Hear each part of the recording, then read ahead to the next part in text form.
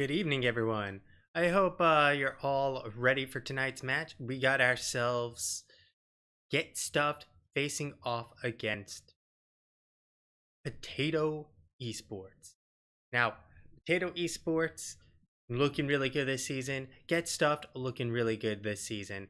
There's lots of teams overall in Heroic Division, and these are two of the top overall. So they are going to definitely have a battle ahead for them, both teams. We will have some subs here, and it's already been pre-approved by Get Stuffed. So hopefully this doesn't impact them too drastically on Potato Esports, but we'll see if it does. Now, we're going to kick things off first and foremost on Dragonshire. I don't think I see too many teams opt for Dragonshire, which is a little disappointing just because it's a good map. And additionally, it just seems to be a map that if you learn how to play well as a 4-man, you can extend that into many other maps as well, much like Tomb of the Spider Queen. Now, also there's a lot more gank potential. The rotations, the macro play that you can make on this map, there's some interesting choices you can do. Things like getting the bruisers, getting the siege, and pushing lane and trying to end that way with potentially a talent advantage and without even needing a DK. So we're just waiting for one more from the side of Get Stuffed here. I believe we're waiting for a Drink and Run. Now, in the meantime, I'm going to pull up some stats for you guys. Interestingly, the most popular pick by a landslide for Get Stuffed is Deckard Cain. 9 games, 66.7% win rate on him. That's really good. Now, if we look at heroes that are significantly more than 1 or 2 games, Urel is their best hero, actually. Stats-wise, 100% win rate, 5 games. Their next closest are going to be a Diablo, 80% win rate, 5 games. Maiev, 75% win rate, 4 games. And then that Deckard Cain. You can see how successful they have been with the Deckard Cain.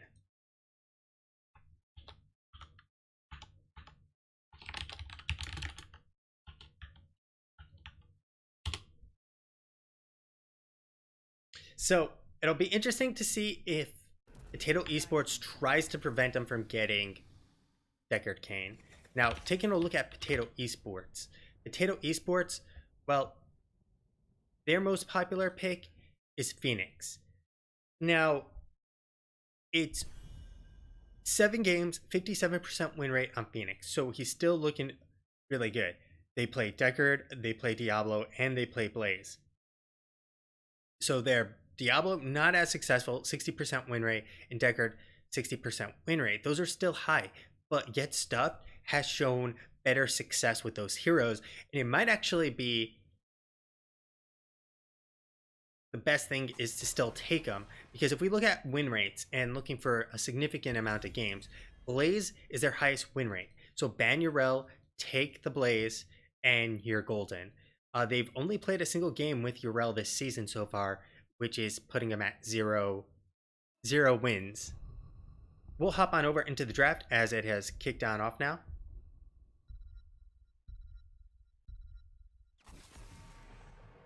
So we're going to see the Deckard Cain actually be first banned by Get Stuffed alongside of the Phoenix. So they've done a little homework here. They see that they play a lot of Phoenix, take away the Phoenix. They also see that they play quite a bit of Deckard Cain. Now, the problem here is that they also play a lot of Deckard Cain. In fact, they play significantly more on Get Esports. So taking a look at what they might opt for instead, we are on Dragonshire, so I don't think we're going to see necessarily an Alexstrasza. We could see a Whitemane, and Whitemane is still available. And Malthael will also be banned out here. Very interesting choice. I'm assuming they're opting for Diablo and feel Malthael is a strong enough counter to deal with Diablo. The Genji is a pretty obvious choice, and their Yrel, like I said, has a high success rate. 100% win rate on the side of Get Stuffed with Yrel, and they've picked them up. We're going to see the Diablo and the Dehaka. So, very good picks there overall. Dehaka for that macro. Diablo, a generally good win rate for the side of Potato Esports. And it takes it away from the side of Get Stuffed. Now, the Muradin, on the other hand, still has a good win rate. It's 60%, which matches exactly Potato Esports' win rate on Diablo. But the Tyrande is now spicy because of her rework. It'll be interesting to see how well she actually performs here. You don't see it. We haven't seen enough Tyrande at this point to say whether or not she is tier 1, but a lot of people have put her at least tier 2. She is definitely viable as a support healer. So the white main has been banned out alongside of the Deckard. I like this because they picked up their support. They've already picked up, obviously, a tank and a solo lane. So your safest bet is to ban the support at this point. You can be pretty certain they're not picking up Alexstrasza on Dragonshire. They could, but it's not her best map. So they go for the Malfurion, which means that if they go for burst damage, they can execute someone before Malfurion's heals can really start kicking in. Now, there is the Maiev, there is the Muradin, and there is the Yrel. So we might see the Twilight Dream to try and stop the onslaught from all three. But we're also going to see what I feel is kind of like the old school CC combo. The gank train of Muradin, Tyrande, and Kael'thas. Muradin comes in, lands a stun, Tyrande lands a stun, and Kael'thas follows up with another stun, and with the damage. And so, at that point, they're obliterated. And we're going to see something hella spicy here. A double support coming out from Potato Esports with an Uther. Now, the Uther is a little bit more classic in terms of being able to handle the burst damage. By taking Uther, they're really relying on Jaina to do a lot. The thing is, Jaina's just straight up burst up until the Icy Veins portion where she becomes a machine gun. And my one concern is whether or not there'll be enough damage from the Jaina to seal the deal. To be fair, Tyrande does run out of mana. She's not a hero of 2018 who is infinite healing basically and never runs out. She does run out in long team fights, long and drawn out team fights. So the Uther can prevent the devastation of the CC train, and the Malfurion keeps them all topped up with mana, including Uther. So like you can basically keep Jaina and Uther topped off with mana, which then means that you basically solve Uther's problem, running dry and being only a burst healer. So he doesn't run dry. Jaina might not run dry because she'll pick up Fingers of Frost. And with Malfurion's trait, she can also have lower cooldowns. So like there's a lot of synergy on the side of Potato Esports. We're going to jump onto game number 1 as things are ready to go here. We're going to have a John Knight 1 on the Yrel. Drink and Run 152 on the Tyrande. Dragon King on the Muradin. We got Psycho on the Maiev. And Battle Jet 86i on the Kael'thas. And that's going to be Get Stuffed. On the other side, we'll have a real Murphy on the Uther. Bagatron on the Malfurion, taking an owl to the face. Infa Fox on that Diablo. Mr. Setchel on the Dehaka. And finally, Blake on Jaina. And that's going to be Potato Esports. So we're going to see the Devil's Due, the Tissue Regen, Hammer of the Lightbringer, or Hammer of the Ass Whooping.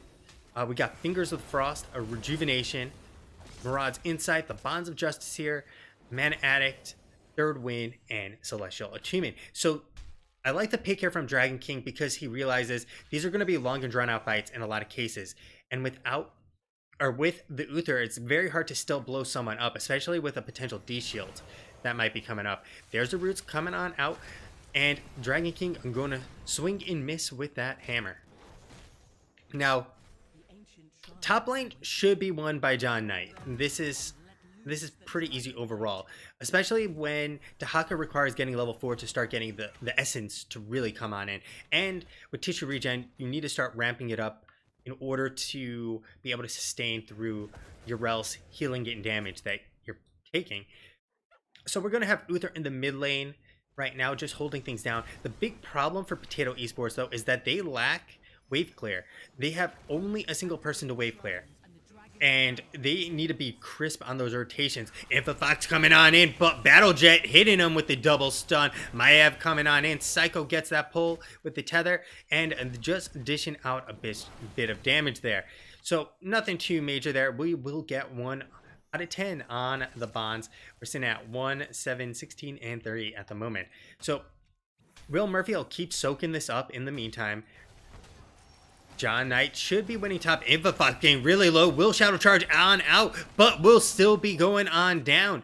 And that is one of the hardest issues to deal with as a Diablo player early on. 7 souls. At that point, Diablo is a wet paper bag. We'll see as soon as he respawns how much health he actually has. We're going to see he's sitting at 3,200 HP. To put that in perspective, we have 1,800 there. And let's see where Urel is at 3,200. And you generally aren't playing a solo tank.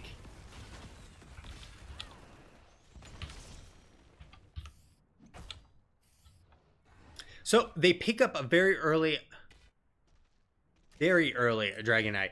Open up the wall. Doesn't get him a ton of XP based on the changes to where the XP is, which is now locked under the actual forts.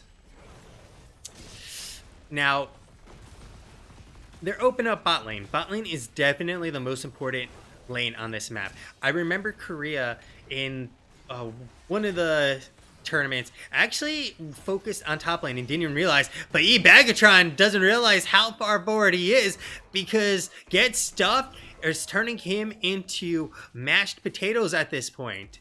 And, well, you don't want to have that level 7 to 6 problem because now they can start snowballing things.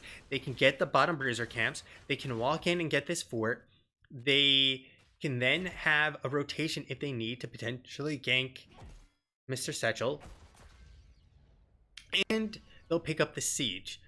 So siege has been picked up. Not going to really do too much here as the night camp's coming on in. Dragon King will jump on out. Not too much of a big deal. He'll be overpowered and stunned from Infafox. Very nicely done. But Drink and Run dropping the Lunar Flare. Dragon King getting low. Will be able to hop on out. Just managing to make it on into safety. And the well will go down in the bot lane. Now, this is a pretty nice advantage. They have a full wall, they have a well, and now they can force Potato Esports to have to back out at every which corner. Nice burrow attempt there. The stun will miss, but Mr. Satchel will be pulled on back, and Battlejet landing the stun. The tug on back with that tongue, the tap, and the essence. Infafox coming on in hot, looking for Tyrande. Dragon King getting low. Drink and Run going to be going down here. First kill for the side of Potato Esports, and this is where they can start turning things around.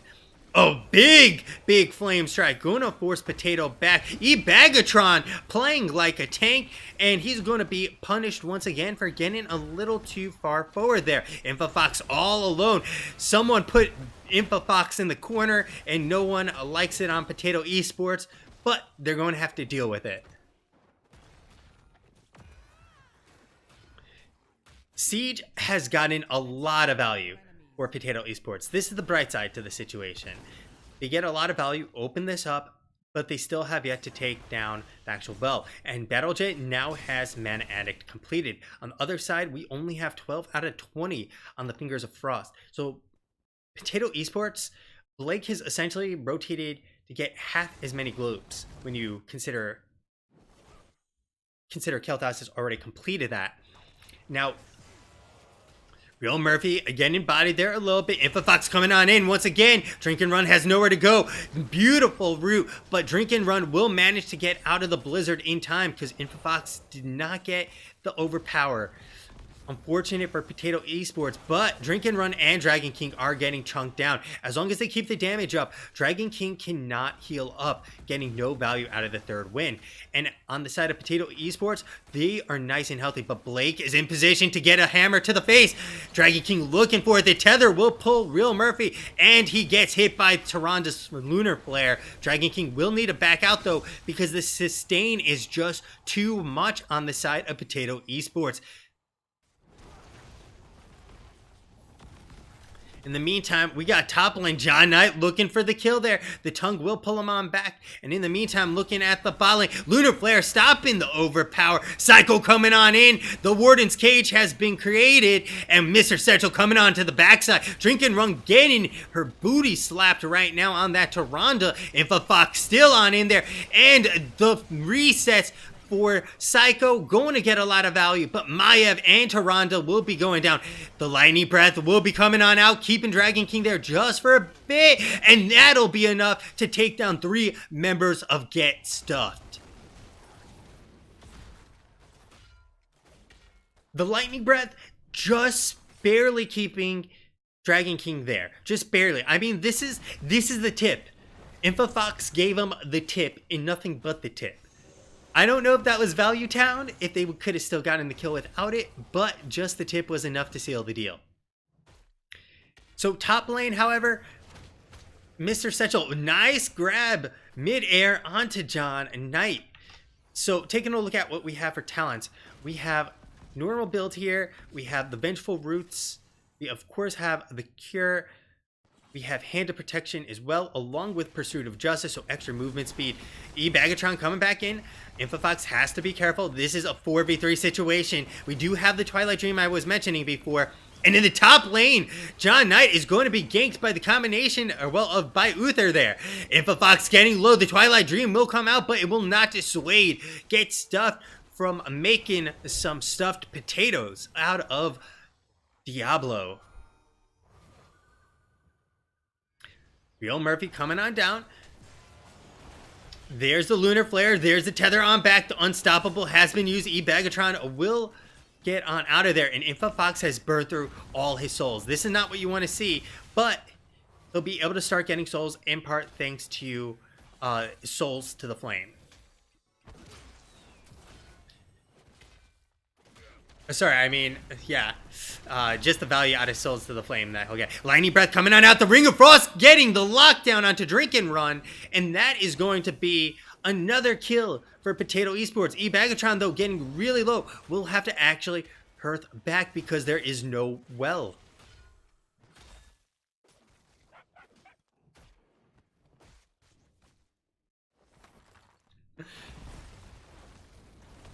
Now, they finally open up the map in the bot lane. They finally are getting it sort of evened up. Ooh, Infafox will be spotted. Blake is in a bad position if they decide to rotate on up here. There's the Flame Shot going to hit Blake. We do have Bagatron. Dragon King coming on in hot, but Infafox is a little bit faster on the trigger, landing the Shadow Charge. We don't have Lightning Breath available. The Tether will pull him on back, and they've just helped Get Stuffed get the siege camp a little bit faster. What nice fellows Potato Esports are. I guess if you're potato farming, you learn to have some manners. Infafox getting low, though, doesn't have Lightning Breath quite yet. The Blizzard on top. We get the Twilight Dream, and Satchel coming on in with the drag is going to connect onto Drink and Run. Dragon King getting the peel with that Storm Bolt, but he is low, and the Lunar Flare will not be enough, and 2 members of Get Stuffed have fallen once again.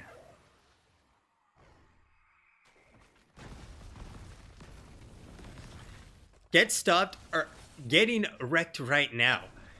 They're losing these engagements. Mr. Satchel coming on in, making these fights 5v4, and then running his face at Drink and Run, which then puts him in a precarious position because Drink and Run cannot heal the front line. And at that point, they're not going to be able to get the kill. There comes the gravity lapse and the flame strike, but they'll be able to top themselves off here. Psycho looking for a potential gank here, it looks like. They do have 4 members here. Taking a look at what we have so far, we do have the lens chosen here. You don't see that as often. We have the chain gang. We have vision bomb. So we're going for a full bomb build here. Dragon King going on in. Infofox will be stunned. The cleanse will come on out. The tether will pull him on back. But gravity lapse is still there. And Infofox is looking fine and dandy as Bagatron keeps him topped up. Stormbolt is completed. Psycho is rotating mid. We'll be able to stop Real Murphy from rotating down. But in the meantime, Infofox might be able to get a good angle here. And the blink on back by Psycho. So what else do we have here? We have a Burned Flesh. 30 on the Mana Addict, the Fission Bomb. We have the Healing Static as expected. Infofox taking a lot of damage, but will be tethered once again. We have the Roots peeling just a little bit. Dragon King is still there though with the Bolt, and Bagatron landing the silence. We got Real Murphy coming in on the backside with the hammer, the Divine Storm, but it's not going to be good enough. They're going to have to pull out Potato Esports as they're getting hammered right now with damage, and it's going to be enough to take down Real Murphy. With the double Storm Bolt hitting, Dragon King slows down Potato Esports, but Infofox is able to walk away, and they are only losing 1 at the moment. The root though for the peel, the tether, and the Blizzard is trying to peel as well, but it will not be good enough, and 2 members of Potato Esports will fall here. Now this is both bad and good. 16 was right around the corner, and they got too aggressive. 16 was right around the corner. Look at this. 16, and they lose the DK because they lose 2 members from their aggression on Potato Esports. Getting greedy, thinking that they can make the play underneath the fort, and instead they lose their advantage altogether. Lose multiple members, lose the DK, and now they're getting their bot lane shoved on in here. Now, remember, they have a poor DPS overall. They have sustained damage on the side of Potato Esports. So by virtue, this Dragon Knight will get significant value because Blake is really the only one who can actually do anything about it. We do have Infofox coming on in, will be booted on out by the big old foot of the DK, and Fort will be falling here in a matter of seconds. Mr. Satchel looking for the flank here, will boot out Infofox. This is not the time to flank though without the Diablo. This is a very awkward flank.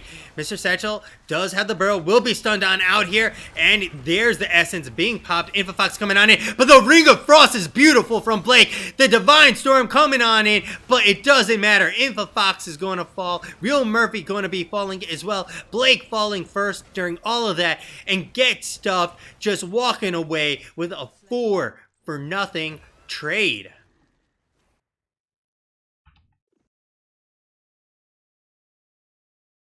We're going to see them walk on in here. We're going to see a beautiful, beautiful Ring of Frost that comes out. Infofox doesn't actually get much value out of his charge there. He does get booted back. Unfortunately, Mr. Satchel pops his essence very early in that fight. The Ring of Frost into the Lightning Breath, but it doesn't matter. Battle Jet is just melting Infofox on the backside and taking absolutely no damage during that. Just allowing Battle Jet to do whatever he pleases during that entire fight.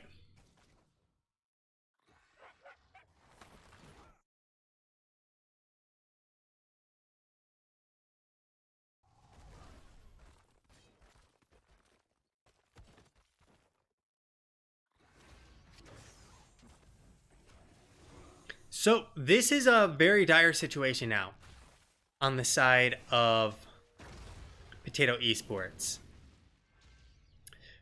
They have a small window to try to fight pre-20.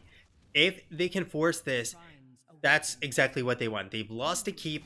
And level 20s are around the corner here for Get Stuffed. They want to play this slow and not get caught out. Like this. Drink and Run almost getting caught out there.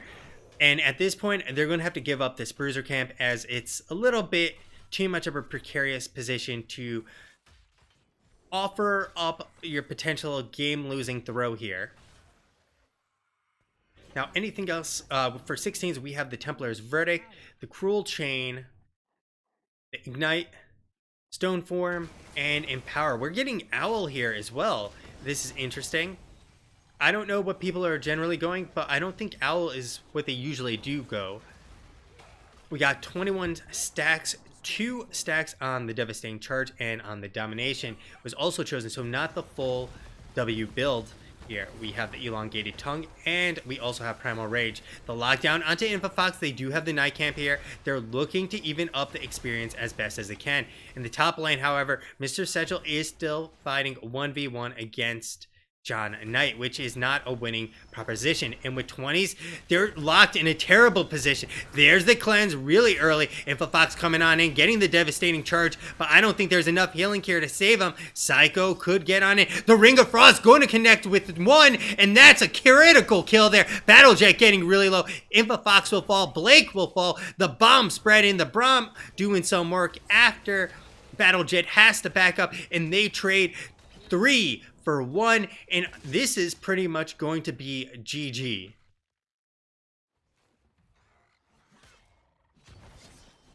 Now, Potato Esports definitely overstayed. They, as soon as 20 was about to hit, they just basically needed to say, guys, they're about to hit 20. We need to vamoose out of here. And, well, they didn't. And fortunately, this is going to be a slow end to the game. They will have 20 seconds before everyone is fully up. Mr. Setchel is getting 20, but he has to back. This is kind of like this is definitely a checkmate position. Do you fight without 20s to try and stop the DK, or do you soak for 20 and hope that you can somehow win this team fight? But I think there's very little they can do because almost all the heroics are down, and this is going to be it for Potato Esports. So Get Stuffed, looking a little rough in the mid game, getting some big fights towards the latter half of it, or towards, I guess, the last third of it, and then finally walking away with the victory.